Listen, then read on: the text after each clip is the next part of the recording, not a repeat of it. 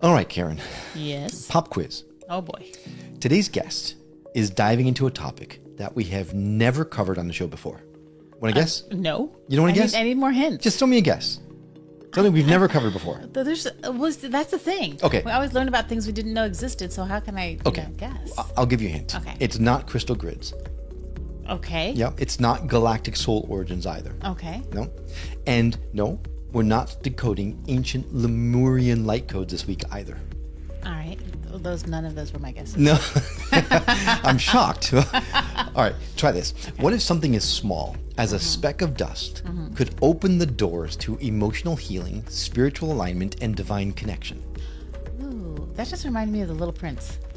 Remember that movie? It's And he goes actually up to this a little- book that I used to love Well, when I was a kid. I saw Yeah. the movie when I was a Yeah. little Well, okay. That would be cool, though. Okay, ready? Here's We got a lot of dust in the house. well, here's a bigger hint, right? It involves mushrooms, Okay. but not the kind you saute with garlic. Okay.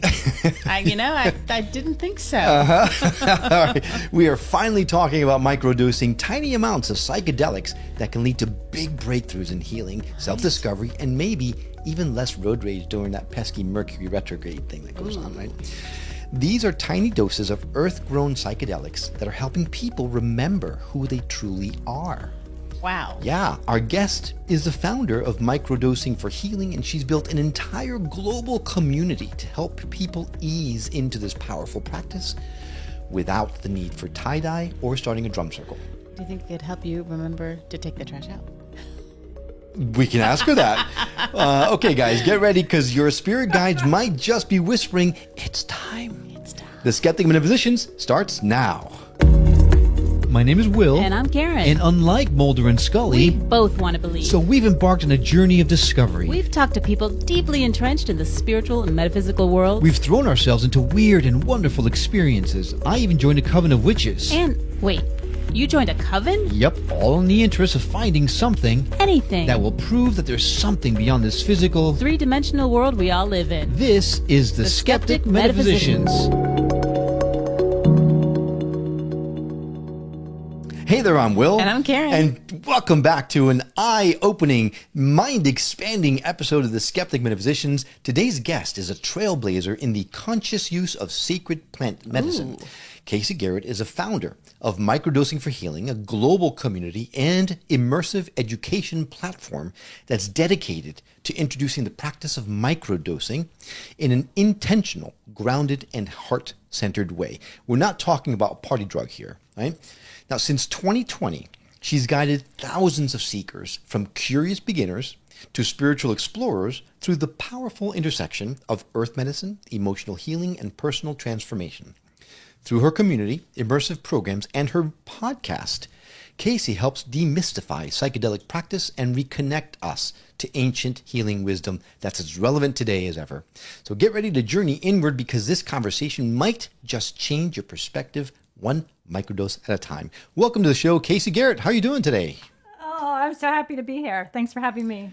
Well, we're happy to have you here. I'm especially excited because this is a topic that I really wanted to dive into for a long time, but we've not had the opportunity. We've not found the right person to talk through it with you. So with you on the show, now we have the opportunity, because truth be told, we are clueless about this, right?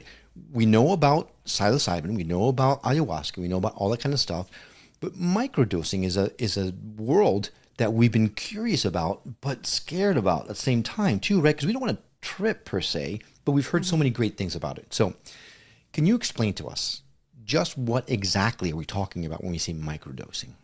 Absolutely. And first of all, you are my people. I was you. That's everybody I work with is like, do I have to trip? I'm kind of curious and I'm drawn, but I'm afraid to kind of go on a psychedelic journey. So absolutely. So microdosing is taking the small subperceptual dose. It's usually about 1/10 the dose of what a high dose journey would be.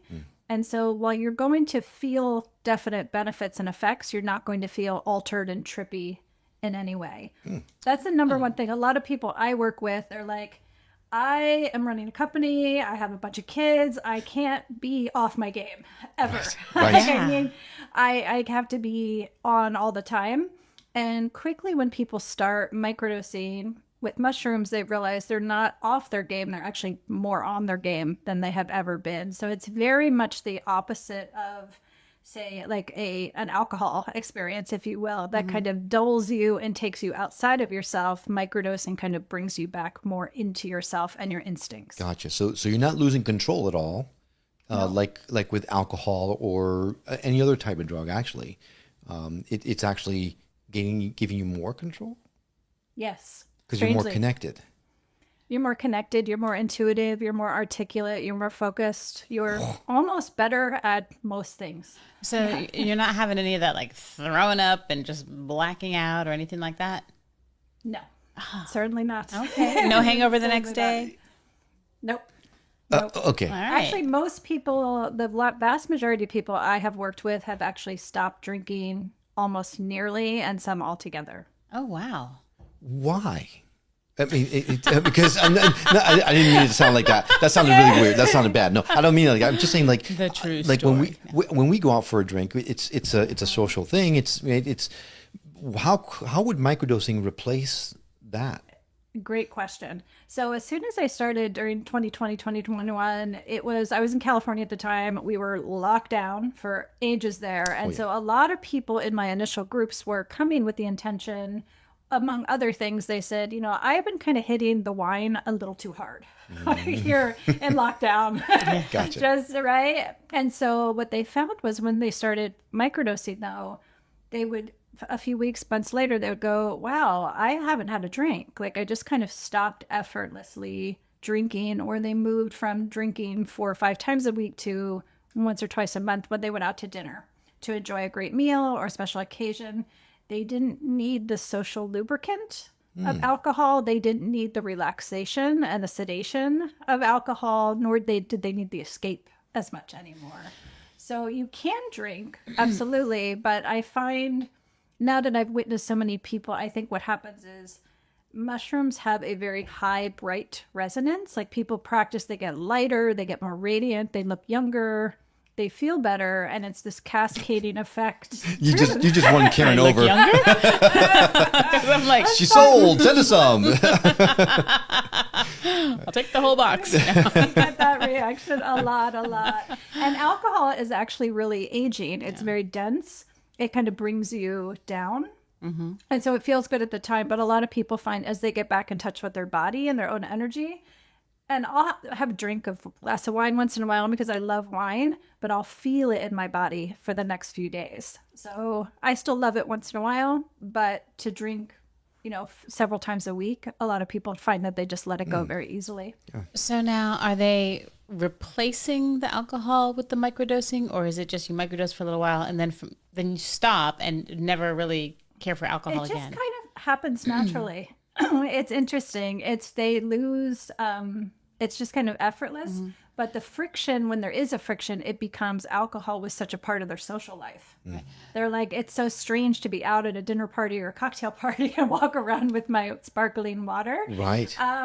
But they don't find the need to have like a social lubricant anymore. It just kind of the social conditioning of dating and not drinking, or going to dinner Like, parties oh, and what's not wrong? drinking. Yeah. Right. Exactly. Why are you not drinking? Exactly. Are you alcoholic? Yeah. Yeah. In fact, it reminds me when we first met. Why? You were on a no alcohol kick for a while. Oh. And I was like, uh-oh. Red flag. Red flag. That's funny, isn't it? Yeah. So, but I guess what I'm asking is alcohol replaced with mushrooms? Or like, do you have to continually do the microdosing? Oh, great question. Great question. Yes. This is another big thing that it's very mind bending for people to get their head around because we're so steeped in pharmaceutical culture. Mm-hmm. So a lot of people think that especially if they're on medications now and they're microdosing, to say going off their antidepressants and they're going to microdose instead, it bends people's minds because the goal of microdosing is to actually not to need to microdose anymore. It's not to need anything anymore. So you only do it for as long as you feel is appropriate. But when you stop microdosing, it's like you don't give up all of the benefits that you gained. So for example, to use myself as an example, I had a grand mal seizure disorder that I had since I was a kid. I was medicated for it with heavy pharmaceuticals. never quite got at what was underneath. You know, they never really diagnosed me with anything. And I did a lot of different healing modalities in my life, but that helped them, but they never completely went away. When I started microdosing mushrooms, they stopped immediately. And I've never had one since. And after a while, when I decided to stop microdosing, I was really curious if they would come back. And they never did. They never came back. Wow. No. And so microdosing, it's really not the mushrooms that are doing something to you. It's the mushrooms are tapping into your innate healing potential, helping you reset your nervous system. And so a whole host of symptoms heal, and you don't need to keep relying on the mushrooms to maintain. So when you did this, did you do it every day? You microdosed every day for how long? Yes. So when I was first starting out, I didn't know anybody that was doing it other than the person that introduced me to it. And so we were just kind of like winging it. And at the time, there was kind of one book that mentioned it briefly. Once Dr. James Fadiman had mentioned it in his book, Psychedelic Explorer's Guide. There was a little bit about microdosing. And so I just kind of winged it. And I was practicing 5 days a week. So I would dose 5 days a week and take 2 days off. And so that's a really common one for our community. Typically starts at 4 or 5 days a week dosing when they first start out. Gotcha. And then for how many weeks would you say you did it? We start for 6 weeks. And it's so interesting. Like some people have so many benefits come in the first 6 weeks. They have just an amazing, incredible, really transformative experience that's just jam-packed in the first 6 weeks. Other people, it takes a bit longer.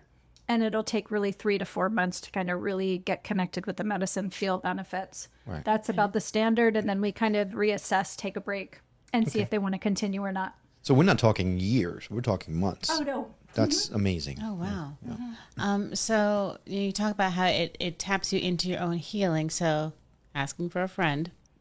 Could this help? Hi, I'm the friend. Well, could this help with symptoms of perimenopause or menopause? Hi, I'm not the friend. That is the most popular question right now. I get Really? that so many times a week. Yes, because so many women are, one, talking about it more. You know, Yes, menopause finally. is very in. It's very in right now. And so more people feel comfortable talking about it. And so they're coming and saying, I'm having all of these symptoms. What is hormones? And what can mushrooms help? Right? Where do I need hormone therapy and where can mushrooms help? So there's a whole host of things, particularly mood and inflammation. Like we can get a lot of weird inflammation in perimenopause, like muscle aches, frozen shoulder, body aches, chronic fatigue, that mushrooms can support a lot, and also mood swings. Check. Mood swings too. Well, the mood swings aren't. That's the only thing that my friend No, has not complained about mood swings, No, but everything else. right. Body aches, fatigue, muscle aches. Yeah. Okay. Well, and just an aside, I think the reason it's so popular now is because the women that are currently going through it are like the Gen Xers. And, we were loud. So loud then, still loud now. I was just going to say, still loud, Still not loud. we're loud, right? I don't have FOMO at all. Now, okay, so let's talk about men stuff like Menopause. So, a perfect example: if a man has prostate issues or Asking for a friend? asking for a friend, right? Could something like this be a benefit to that? High blood pressure, things like that. I would say the number one thing I hear from men, and it's a whole array of things, but consistently, is men sleep better. That's the big one. Okay, Because I'm a in. lot of So is your friend, right? a lot of men, my friend. a lot of men don't feel anxiety the way women feel anxiety. It just manifests differently. And for a lot of men, they're very anxious, but they're not aware of it because it comes out in their sleep. Is highly disordered. So they can't get deep sleep. They can't get REM sleep. They don't dream. And they're also waking up through the night. When you start microdosing, it resets your nervous system. And all of a sudden they're like, oh my God, I slept more than 7 hours. I'm having dreams. And so a lot of men are just really stoked to sleep again. And they get very, very fascinated by the fact that they're dreaming again for the first time since they were kids. I would love to sleep. I would love for you to sleep. That's a great point, though, because I feel the anxiety. I know that when I wake up all like, because I'm all tensed up from the anxiety and things like that. So, okay, getting closer to being like on board. So the saying, if something sounds too good to be true, it probably is. Are there any negative side effects or things that would, be maybe a deterrent for someone who's interested in trying this? That's a great question. And it is like, it's so broad. The benefits are so broad. It is kind of like, who is this not for? Who is this not for? The main contraindication that I have seen is if somebody is in kind of pinned at the top of their emotional spectrum. So, for example, they just lost a loved one and they're in deep grief, or a spouse just left them and they're kind of in a peak phase of emotionality. Sometimes mushrooms can often bring things up and out that are ready to be healed in a really powerful, beautiful way. But we have to make sure we're resourced and have the network and support, and we're resourced enough within ourselves to handle the uprise in emotional capacity. And so if someone is kind of in the throes of deep grief, I'll oftentimes like start with breath work, start with meditation, start with yoga, start with just getting out in the morning sun, connecting with nature. And then once you're kind of in a place where you can hold emotion again, then we'll start microdosing. But it's really people's ability to feel is one of the gauges. This would be something we should never do together at the same time, because we are both so emotional, feely people. If anything goes awry, It might actually be good. I don't know. send our daughter to camp and then try. It's actually most uncomfortable for people who can't feel. Oh, Who okay. are Then we're very, good. very repressed because they don't know, like they've never really allowed themselves to cry. They've never really allowed themselves to feel discomfort or anger. People who are very emotional are actually kind of better at it because you're fluent. You're fluent with your emotional We world. would be genius level. Genius level. All right. Well, I do want to dive into the spiritual aspects of it. But before we do that, one more question that I have, because I have a friend who would be very interested in this answer. If someone's taking medications currently, is there anything that would prevent that person from microdosing while they're on the medication? Sometimes. Okay. Is the answer. Okay. Yes. So pharmaceuticals are not impossible, but they're another wrinkle and a variable. So we've had tons and tons of experience. We've always had people in our community on different pharmaceuticals, and we have professional support in our community and pharmacists who are trained both in Western pharma and are trained in psychedelics who can offer consultation. And I'd love to give a little shout out to my colleague, Kristen Spear. She's a pharmacologist. She's amazing, and she just created this amazing tool that people can go in and put their medications and their supplements and cross-check it with psilocybin and get a report for just a few bucks against any medication they're on. It's kind of a self-help kind of thing. Wow. And that's at psychedelicinteraction.com. Well, that's fantastic. Great. Yeah, it's great. Okay, because that was a big question of mine. Because my friend is very on a lot of medication, and you just never know, right? So I'm interested to find out how that works. Yeah. So let's dive into the spiritual. This is the Skeptic Metaphysicians after all, right? In the show, a lot of the people who are listening know about psilocybin as a way to broaden their spiritual growth, right? How does microdosing compare to taking a goddess level type of dose, for example? It's all a continuum in my experience. So a lot of people who are familiar with psychedelic journeys, who were kind of the first wave of psychedelics back in the 50s and 60s, there wasn't a such thing as microdosing, right? But if we dial back to antiquity, if we dial back to indigenous cultures, they all had a form of microdosing in the form of dietas, in the form of purification processes to get to the high dose experience. They had a rite of passage to go with that. We're just lacking that in our culture, especially in America. We want to go right. Yeah. We go big right from the start. So microdosing really serves as this beautiful introduction to connecting with the medicine. It's really gentle, it's soft, but you can start to understand how the medicine is going to speak to you and how spirit is going to speak to you, the spirit of the medicine. And so, for example, some people are very mental people. They'll automatically notice shifts in their thinking. They're like, I'm just connecting the dots more. I'm seeing things from a different perspective. I'm having beautiful ideas that I didn't expect. Other people, it's very somatic, and the medicine works through their body and really expands their body. There's a lot of healing, physical health and healing. Other people, it's very spiritual and mystical from the start. They'll start microdosing and nature just comes alive. There's birds landing near them. Their pets can't get enough of them. The animal world just doesn't seem to have fear for them anymore. Yeah. And so it's really fascinating to hold space for especially groups of people because the medicine is so unique to each person. And it gives me signs and clues in ultimately if they do journey down the road, how the medicine is going to work with them in a high dose experience. Are they going to have a really mystical experience, or is it going to be a more somatic physical experience? Okay. So then you would then, it sounds like you would then recommend beginning microdosing with an eye towards taking a full-on journey at some point in the future, because that's what's going to really open up your spiritual world, is that higher dosage. So this prepares you for that imminent journey that you might be taking. Yes. Okay. Yes. I mean, some people just microdose and that's enough for them. Particularly, I work with a lot of people who are clairvoyants and psychics, and they're already really open. They have had meditation and practices for 40, contemplative practices for 40 years. They can really go pretty far with just microdosing. But even skeptics and people who never thought they would do a journey, after they microdose for a while, they really come to trust the experience and they're drawn. That was totally me. I thought I would never do a psychedelic journey, but after I had such a beautiful experience with microdosing, I was like, all right, maybe a little higher, maybe a little higher, a little higher. Right. And that was when I had big spiritual expansions, was when I started to work at higher levels. Gotcha. Yeah. So my only experience with psilocybin was in college. Mm-hmm. And those trips, that's not really meant for spiritual expansion. That's meant for, like I mentioned earlier, the party drug, right? And I puked my guts out. So is there a way to do this without?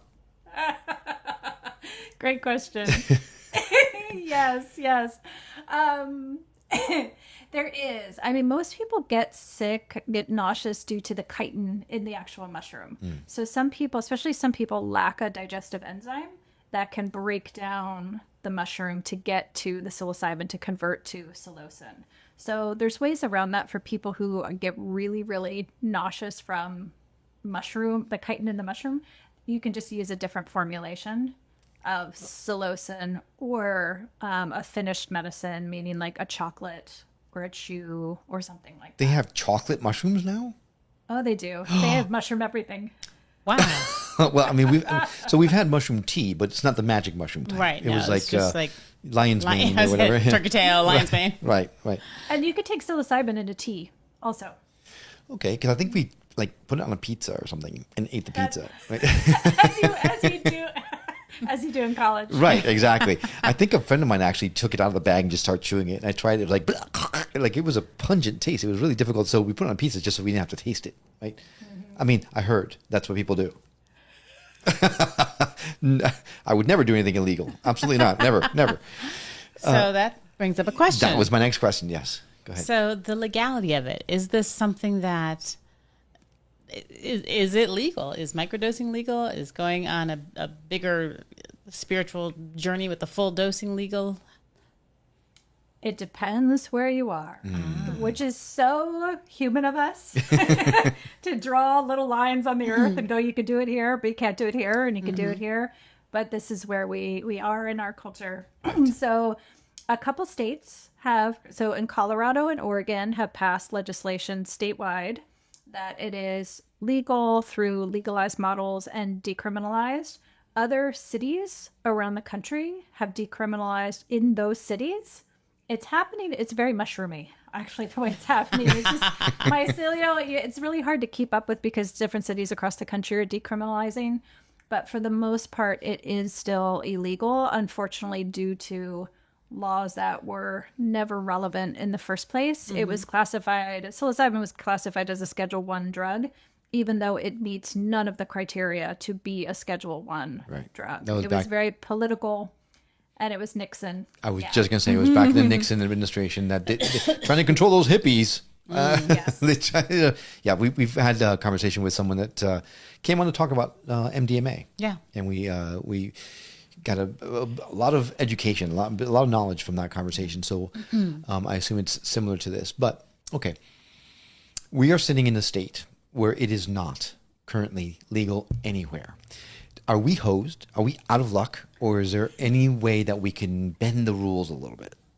Yeah, I mean, people, at the end of the day, it's you and a relationship with how you approach it. It's your medicine, it's your spirit, it's religion for some people. I mean, for me, it truly is a spiritual sacrament. It's intricately linked to my spiritual practice. So there are some religious protections. There are churches springing up. Some of them are kind of open source affiliations where you can hold your practice underneath a divine sacrament and spiritual practice. So that's one avenue that people, like, I live in Florida. There are churches here that have set up to practice with mushrooms or ayahuasca in a church setting. When I first started, we taught people to grow mushrooms at home. And so in almost every state, I think 48 out of the 50 states, you can buy a cultivation kit, and then you buy spores separately. And there's only 2 states in the country where you can't legally buy psilocybin spores, which is interesting, right? I'm so curious which states those are. Idaho and Louisiana, I believe. Okay, that tracks. Yeah. Yeah. Okay. Right? Right. Yes. So it's possible to grow, especially for microdosing, once you get the hang of cultivation at home. No, it's not legal in most of the countries, but it's personal use. There are some religious protections, and hopefully it's changing soon. Right. And right now we're in this very 1 step forward, 2 steps back, 3 steps forward. And so hopefully soon people will recognize the value. And in large part, this type of what we're talking about is microdosing, right? That type of the amount of medicine that is involved in microdosing is pretty decriminalized, right? In almost everywhere, because it is such a low dosage. Or am I just wishful thinking? Yes. I mean, I know hundreds and hundreds of guides all over the country and world at this point. And the only time we've ever heard of someone, quote unquote, getting in trouble, it was almost by accident. It was like they were growing their mushrooms and there was a fire at their house when they were away. And the fire department was like, what is this? What is this? And so it was kind of just accident. So most of this law enforcement is not going out trying to criminalize people, especially for their own healing and their own spiritual practice. So again, I think it's just people are far ahead of where the law is. And we're in such a strange place right now, especially here in the US. So when we're talking about microdosing, how much is it like half a mushroom? Like what? I'm just curious. I'm very visual. Like what does that look like? How much does that look like? It's small. And so when people are starting out, if they're growing their own, you get a little scale. You dry them, dehydrate the mushrooms, and then have a scale. But there's a lot of medicine makers now out there that you have websites, they have religious protections, they have memberships where you can access safe sourcing online and have it shipped to you too. That is already pre-dosed. So that way, when you're first starting out, you're not kind of chopping and guessing and nibbling. Sometimes people are like, I nibbled. And I'm like, don't nibble when you're first starting. You don't want to nibble. Right. Most people, I find the microdosing range in terms of the mushroom itself, it's usually between 100 and 150 milligrams-ish is a general starting point. I tend to work with a lot of people that tend to be pretty open, who are kind of very spiritual people, creative people. I work with a lot of artists, and they tend to need a much lower dose. So a lot of our community starts at like 50 milligrams or 100 milligrams. Okay. And when you say pre-dose or whatever, is it, do they ship out like a pill or something like that? It's usually in the form of capsules, just because that's easy to grow your own mushrooms, and then they dehydrate them and grind them up and put them into capsules. Capsules are very common, but there's also tinctures, there's chocolate, there's gummies, there's tablets. Yeah, it depends on the medicine maker. I like tinctures. That just sounds cool. I feel like there's like an eye drop bottle somewhere, a dropper bottle, and like a pestle, and mortar and pestle. Yeah, I think, in fact, the last time I did a trip in college, we would say the word tincture a lot, I think. It's just a good word. Because it's fun to say, the tincture. And it gives this aura. It's like, a tincture, it's like a capsule, whatever, but a tincture. Little bottles everywhere. Right. Well, this is, I want to temper, but this sounds kind of exciting because it seems like an interesting way to dip your toe into this kind of thing, right? I'm on it like Karen. I'm not really interested in tripping, unless it's in a very controlled environment and it's for a very spiritual reason. Like I'm not old enough to not need to party anymore, right? But all the benefits that you're talking about are exciting to me because not only does it give you health benefits, but also the spiritual aspect, which is what I'm most focused on right now. It's kind of a cool entryway into something. And there are people out there, excuse me, there are people out there who believe this kind of thing is a crutch, right? That spirituality should come from within and only from within. There's no need to bring anything in to make that move any faster. What would you say to those folks that believe that this is just a crutch? I love that question because it comes up both in the scientific community and from among psychiatrists and psychologists that they're like, this is a shortcut. Right. Right. Yeah. We should need something outside of ourselves. And two, in the religious community too, they actually just published a fantastic piece by Michael Pollan around psilocybin experiences from the religious community. They brought together a bunch of like pastors and rabbis and had them trip. Get out of here. Seriously. Wow. I want to be in that room. It was Just watching. It was just published very recently in the last few days, and it was incredible to read, and it was kind of shifted their mindset about practice is very spiritual and very religious. And originally, back in the day, there's great evidence now that psychedelics were part of originally Christianity. It was the original sacrament. I mean, how else is Moses going to see a burning bush, for God's sakes, Thank right? you. I mean, The sea parting. right. But it kind of eliminates the middleman of our church structure, if you will, because it is all about your divine connection with source within yourself. And it's the sacrament that helps you access that. So Right. I think it's more, a lot of people as they develop spiritually in my program, you come to realize your guides, your angels, whatever your connection is, it was there all along. Mm-hmm. And it was your own fear, often your own grief, your own trauma that kept you from hearing it and connecting to it. And as you work through and you release a lot of the fear and the density, you realize it was there all along. It's just a stronger connection now. Gotcha. Oh, I have a question. I'm like raising my hand. I have a question. Oh, Mr. Carter. Well, I just dated myself in a big way. Never You mind. really did. Edit point. Okay, so how long does this stay in your system, in your, I don't know, blood, urine, like people that work and get random Drug tests. drug tests? Yeah. How does it work? Great question. It's come up. I've worked with a lot of people who work for the government. So they want to know this question. Yeah. And so it's 15 hours. Oh. Is what the pharmacists have told me. So whether it's a microdose or a high dose journey, psilocybin clears from your body very, very quickly. And it doesn't get retained in your, say, hair or skin, just like some of other plant medicines. Score. Yeah. Awesome. All right. So I have heard it say, so first let me back up. I've heard a couple different things, and I'll address each one separately. First, I've heard that human beings have more in common with fungi than almost any other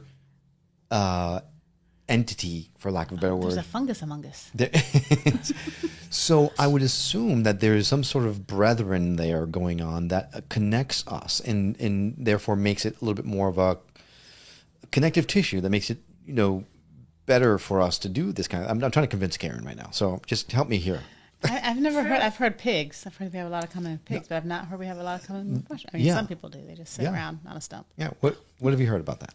Truth. Yeah. Fungi are amazing. They're amazing. They're so much older than us as a species.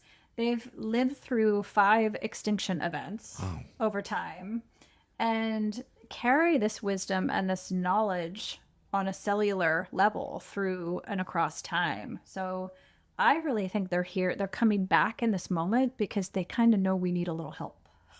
Right. Right. We're kind of in an evolutionary moment right now where we're kind of we're branching off right now, and we're kind of becoming the humans, the next iteration of humans, if you will.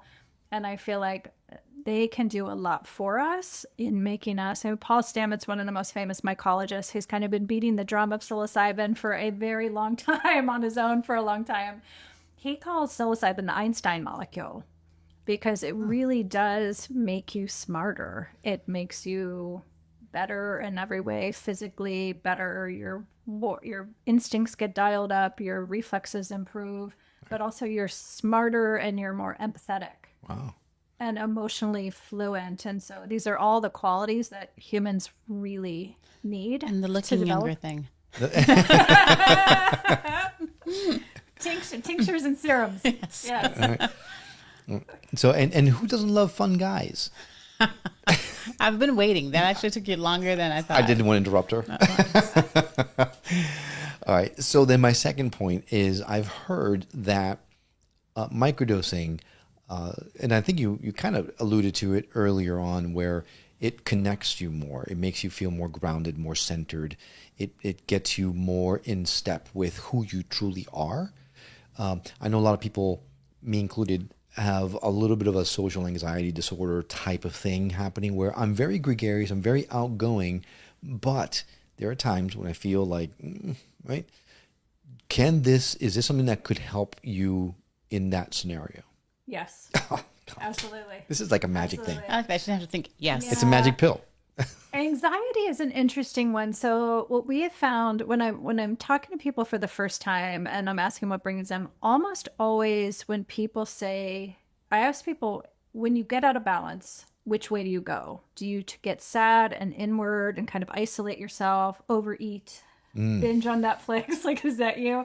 Yes. In those cases, mushrooms are almost always supportive when you tend to go inward. With anxiety, if you get out of balance and you kind of express outward, it depends on the anxiety. So for example, people who tend to lash out at others, road ragers, those people, tend to not, it's interesting, mushrooms don't talk to them as much, which is really interesting to witness, right? Because it's like spirit always has the last say, right? So with anxiety, I notice for certain things, like I've had a lot of people with social anxiety, public speakers, people who speak on a lot of stages, and they're like, I've done this my whole life and I still am so nervous and anxious every single time. It's really good for social anxiety, stage fright, public speaking. It's also really good for specific anxiety. I've had people who can't drive on freeways because they get so anxious driving when it's like heavy traffic or they have to drive in a city. They find themselves driving fine. Right. They don't have that anxiety. So or spaghettis or long, big, tall bridges or that. Yes, yes. And not that I'm not speaking for anybody or anything, but yes. Well, what the healing happens because underlying that is nervous system dysregulation. So when you regulate your nervous system, Paul Stamets, who I just mentioned, is a great example of this. He had extreme stutter when he was a kid. And he found as a kid, he was like, it would get worse every time it was like a girl I was interested in talking to. It would get way worse. And he did a high-dose psilocybin journey when he was a teenager, and his stutter cleared. Wow. And for years, he was like, mushrooms healed my stutter. But then he came to realize that mushrooms didn't heal his stutter. Mushrooms healed his underlying anxiety, which was causing the stutter, was just the manifestation of his social anxiety. Right. And it cleared. Wow. Wow. Now, what about meditation? Does it help deepen meditation? Yes. I just actually talked to a client just before, about a lot of people who are regular meditators find themselves getting to a new place in their meditation and they can drop in more quickly. Oh, I think the only question I have left now, do you have a friends and family discount? Because we're friends now, right? I'm happy to be your family. No, it sounds incredible. I mean, how is it that this is not more widely known? Because Big Pharma doesn't want us to heal all the way so they can keep selling medicines. Maybe we should have an expert. I'm sorry. That's just my 2 cents. You got it. Oh, I mean, just a look at few that. days ago, I, along with 50 of my colleagues, were shut down and banned on Instagram for exactly the reason you just shared. And there's so much positive benefit. There's so much healing. People are really starting to learn about this work and how accessible it is. And just a few days ago, we all got shut down. Wow.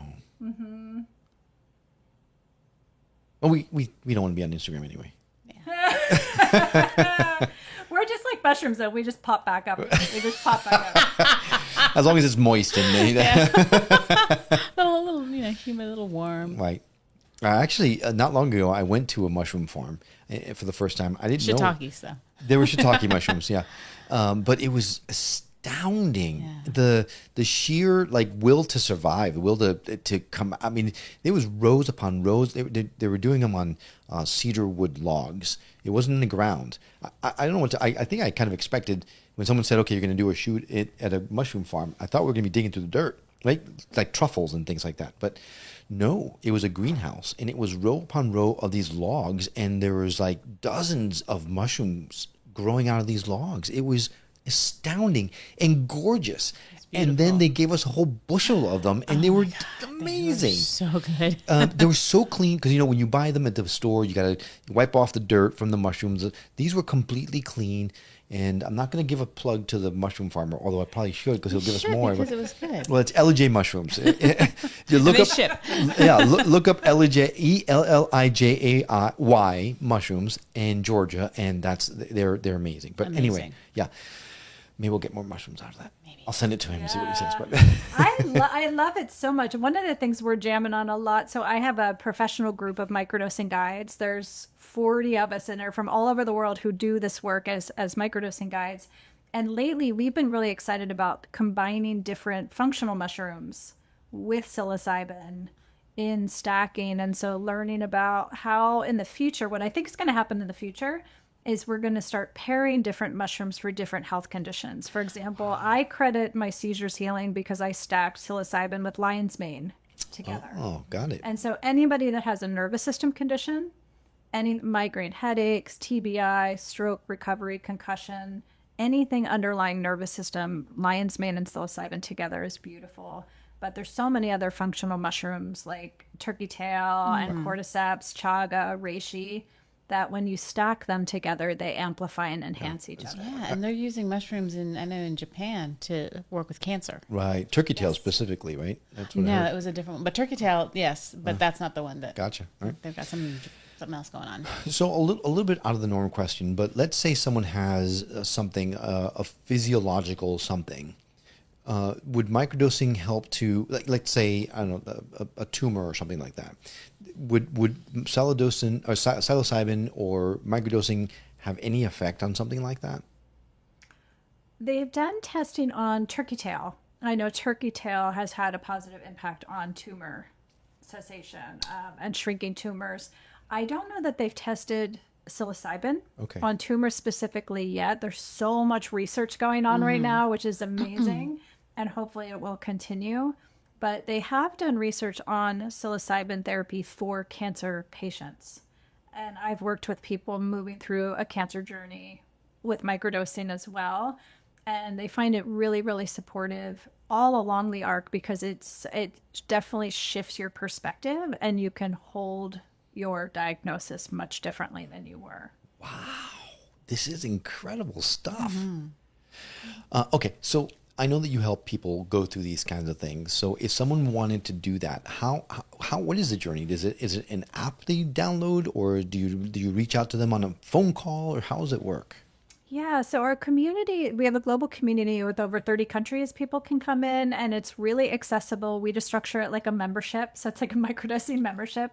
And so people can come, they get access to safe sourcing, professional resources, and we come together 2 or 3 times a month for live coaching calls. Myself and all the guides in our community are there to answer questions that people have and support them, provide them with resources.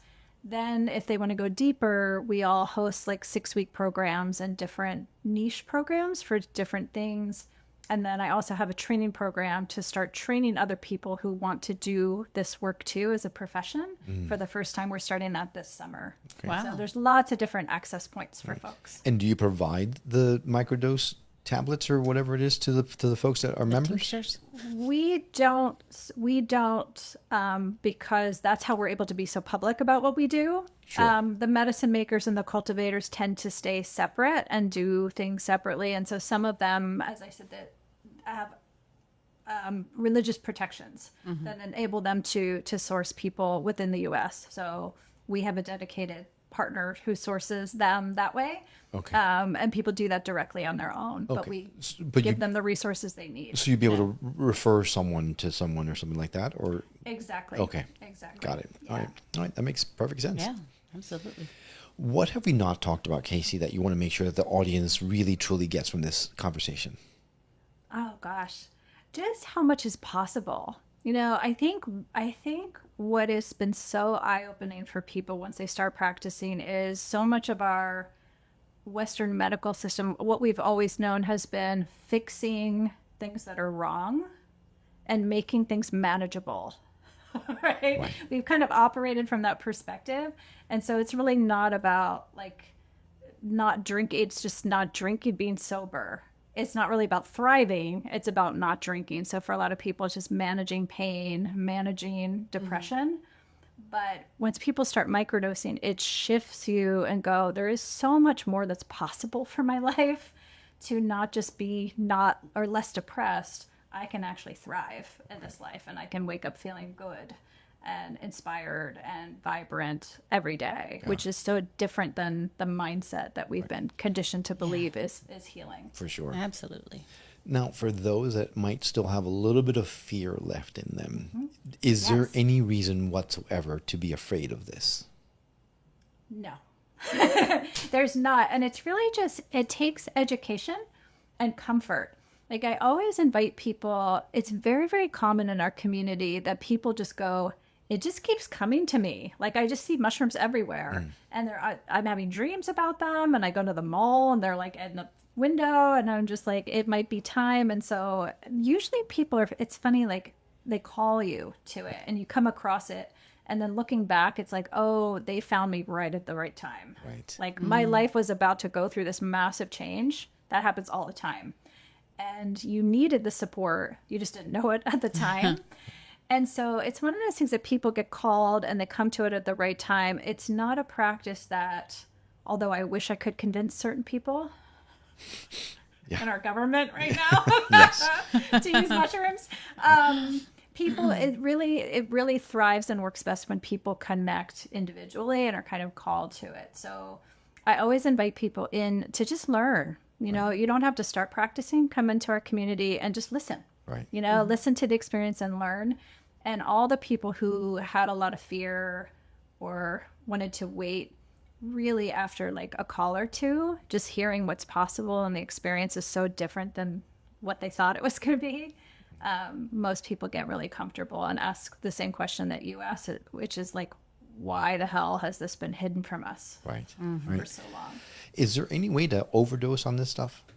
No. There's no way to overdose. No, they've tried. They've tested it. Yeah. Actually, psilocybin was ranked. They ranked, as a professor in the UK, ranked the world's most safest drugs possible. And although I don't like classifying mushrooms as a drug, in this case, it was the fourth safest drug there was. There was literally no way to overdose. It's kind of like eating too many oranges. Wow. And it's probably better than aspirin this time in this way, because aspirin will actually mess you up. Wow. In terms of side effects. Yeah, absolutely. So, Yeah. and what was the other question that came up to me when we were asking that overdosing? Is it habit forming? No. So this is another thing. I love this question because even in the field today, there's still a lot of misconception around that. And so a lot of us are taught to take breaks, so we don't develop tolerance to the mushrooms. And you don't want it to become habit forming. But I've witnessed over my years supporting people that over time, when people come back to microdosing, is not only is it not habit forming, they require a much lower dose. because they're more dialed into the medicine. They have less density. They've worked through some layers at places they did. So it's kind of the opposite of habit forming. I think if people do develop, humans will binge on anything. That's true. Right? Cookies, movies, you name it. Yeah. So I find sometimes when people abuse mushrooms, it's more our human tendency to abuse than it is a quality of the mushrooms that is addicting anybody. Got it. Do you think this could help with all, we keep hearing in the news so much about the opioid situation that we have. Do you think this could help people get off or release that addiction to opioids? I think mushrooms, I'm biased. It's what I do. Yeah. But I think mushrooms, particularly microdosing, can prevent so many addictions in the first place from happening, because almost all addictions is a disconnection from self and other. Psilocybin is such a relational medicine. It changes your relationship to yourself. It helps people love themselves again. It helps people love other people again. And you're less likely to fall into addictions if you have that healthy relationship to self in the first place. In terms of active addictions, yes, there's a couple guides in our community who specialize in working with people with addictions of all types. It's really good to break addictions, because addictions are tied to that ruminating, looping mind. And resetting your nervous system can really, really help that. And then there's some bigger medicines for sure that are showing remarkable pattern breaking, addiction breaking. Ibogaine, for example, is becoming more widely known. That is a shrub from Africa that is tremendously effective, for also illegal right now in the United States. Hopefully that will be changing too. Right. But Ibogaine is deeply effective for opioid addiction. Cool. Wow. I love its sister medicine for baldness. Rogaine. Sorry. Anyway, Can mushroom microdosing help with that? yes, it'll just Can it deepen. improve jokes? It'll deepen the humor factor. No, what I love the most about this is the personal factor. Is the getting in touch with yourself, right? Getting more in tune with who you are, the centeredness, the balance of it. In my journey currently, I'm in a very big look inward phase where I'm looking inside, seeing things I haven't seen in a long time, and working through them and moving forward a better person. And I think something like this might help me to do something like that. So it's something I've been curious about for a long time. I think you might have sold me. I just have to get the wife on board, and then we'll be good. So. All right. Love it. Well, Love it. if someone wanted to join your community or reach out to ask you any questions or anything like that, what's the best way for someone to do that? I'm super accessible online because my name is spelled so weird. So I'm easy to find me. I'm on all the platforms that allow me to be there. No Instagram. We won't be putting that in the show notes. My new Instagram is Kayse.Gehret. Oh. Yes, I'm That's back. a new mushroom. Okay, we might put that one up. We'll see. Yes, but Microdosing for Healing is honestly the best place to go. That's kind of our home base website, and that has so many free resources, many podcast episodes. So that's another thing people say oftentimes is they binge on the podcast episodes and really get to hear and learn from a variety of people, different microdosing perspectives to get comfy. So that's there for people. And then we have lots of options and access points from there for folks. Excellent. Well, we're going to go ahead and add direct links to your platform and your socials if we are able to find them in our show notes. All you need to do is go to skepticmetaphysician.com, go to her episode page. You'll see those links in there, so it's easy for you to connect. Kayse, this has been eye-opening and mind-expanding. Yes. I think I said something like that in the beginning of the episode. I think you might have. Wow. Wow. I am psychic. Thank you so much for coming on and clearing a lot of misconceptions up for us and helping us to showcase another avenue that's available to people that maybe people weren't so sure about. So thank you for your expertise. Thank you. I appreciate it so much. Hey there, I'm Will. And I'm Karen. Welcome back to another exciting, eye-popping Eye popping? consciousness expanding Maybe eye-opening. episode of the Oh, my eyes Skeptic do be Metaphysicians. Let's try that again. All right. Hey there, I'm Will. And I'm No. that's popping my eyes. Yeah. Okay. Are you two on mushrooms? Not yet, but we can talk later. All All right. right, here we go.